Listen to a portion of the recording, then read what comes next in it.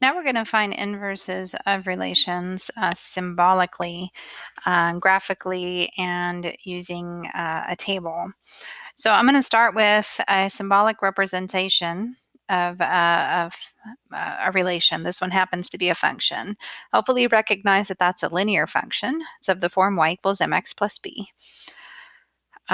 We are going to find the inverse of this relation. We'll actually do that symbolically last. What we're going to do first is we're going to generate a table of points that we can then use to plot to make this function.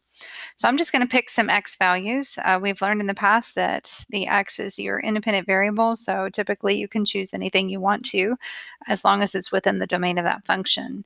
This one is a linear function, which means its domain is any real numbers, so we can pick any numbers we want to. If I go and look at the coordinate plane that I have to work with here, I see that I've got numbers from about -7 to 7 for my x's.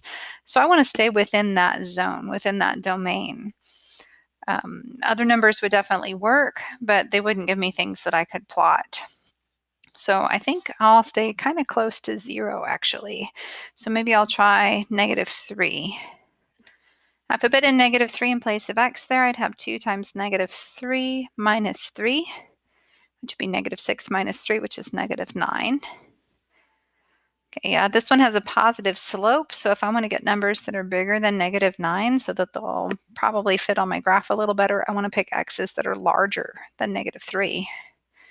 So -2 would be a good choice probably. So 2 times -2 would be -4, minus 3 would be -7. Let's try -1. 2 times -1 is -2, minus 3 would be -5. I'll just keep going in order here because it makes things easy.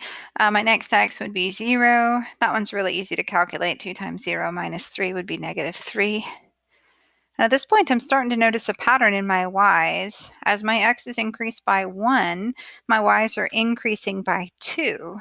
So I could probably find a couple more points without even having to do the calculations there. I could say 1 should go with -1, and an x value of 2 should go with a +1. Now that's also a result, of course, of the slope being 2. That means every time x changes by 1, the y changes by 2. So I'm going to go ahead and plot all of these points before I move on there. Let me zoom this out just a little bit so I can fit it all on the screen at once. Okay, so -3, -9. 1, 2, 3, 4, 5, 6, 7. That one doesn't fit on my graph, so I'm just not going to plot that point. Next up would be -2, -7. That would be right at the bottom of my graph. -1, -5 would be here. 0, -3. 1, -1. And 2, 1. After plotting those, it does look like they fall in a nice straight line, which I was expecting because this was supposed to be a linear function. So when you graph it, you should get a line. If you're trying to graph it and you end up with something that is not a line, then you've done something wrong. I thought maybe there was a way. Here we go. Okay, let's see if we can get a nice line out of this without my sloppy drawing there. Okay, there we go. Okay, so I'll connect the points, and that'll give me my function f of x. And I'm going to go ahead and label it so I remember which one that is, because I'm going to be graphing another function on this same coordinate plane.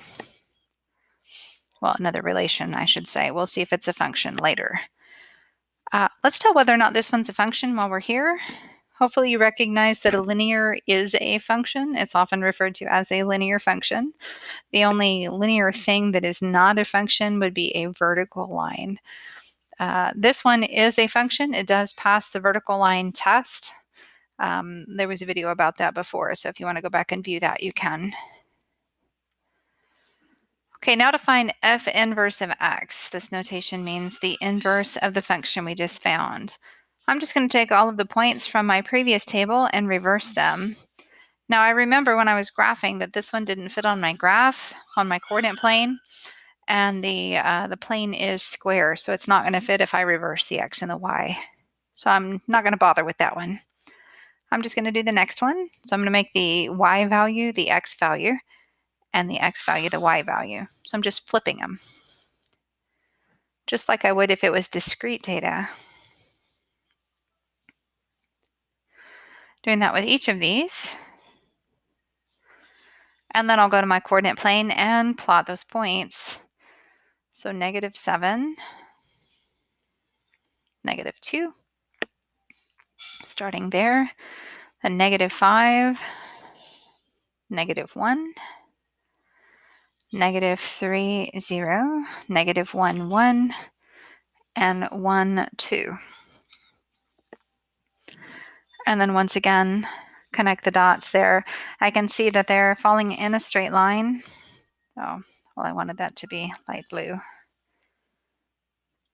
Oh well, learn as I go.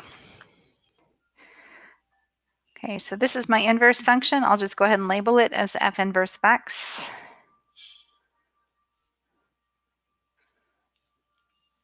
I'll make the arrows that light blue. Alrighty, so it kind of looks like there's some symmetry going on between these two. It looks like they are probably symmetric about a particular line here. So we're going to include that line. The line that they're symmetric about is y equals x because they are inverses of one another. And so I'm going to include that line y equals x so that we can see that symmetry. Let's see if I can get it in the right color this time. So y equals x would be the line that perfectly divides both the first quadrant and the third quadrant in half. Like this. And if I draw it in there, you can see that if you were to fold this paper, I know it's virtual, but if you were to fold this paper across that red line there, the two lines that we drew before would lie right on top of each other. So we'll label that one y equals x, which is the line of symmetry. Okay, now the inverse. So just looking at the one that was supposed to be light blue. Let me see if I can fix it now. Now that I've learned what I need to do there. So this one is supposed to be a light blue line. There we go. All right, so the one that's light blue, if I use the vertical line test of functionality on that one, I can see that that one is also a function.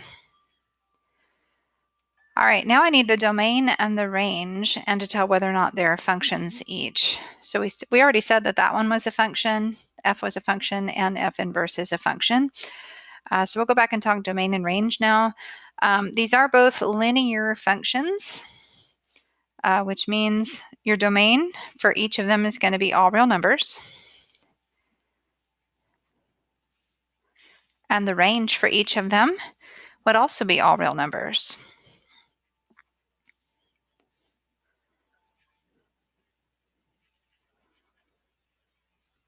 That symbol kind of came out weird. There we go. Okay, so the last thing I need to do is find the equation of f inverse of x. That's there at the bottom of the screen there. I'm going to do my work for this in the blank space to the right over here, and then we'll write the result down at the bottom. And I think I'll use purple. Okay, so to find the inverse, your first step is to switch the x with the y and the y with the x. So I'm treating that f of x like it says y. So when I replace the y and the x, it would say x equals 2y minus 3. Then I just need to solve that for y. So my first step would be to add 3 to both sides. So that would give me x plus 3 is equal to 2y. And then I need to divide everything in this equation by 2. So when I do that, that would give me just y on the right-hand side, which is what I was going for. The 3 divided by 2 would be 3 over 2. And the x, when I take that and I divide it by 2, well, the coefficient of that one is a 1. So that would be 1 over 2 times x. This would be my inverse relation. So the very last thing I should do then is go back and instead of saying y, which is a convenient thing to work with when you're doing these calculations, I want to change it to the proper notation to say that that is the inverse of the f that we started with. So now at the bottom of the notes there, I'm just going to include that. F inverse of x is 1/2 x plus 3/2. Now you try the next question on the Google form.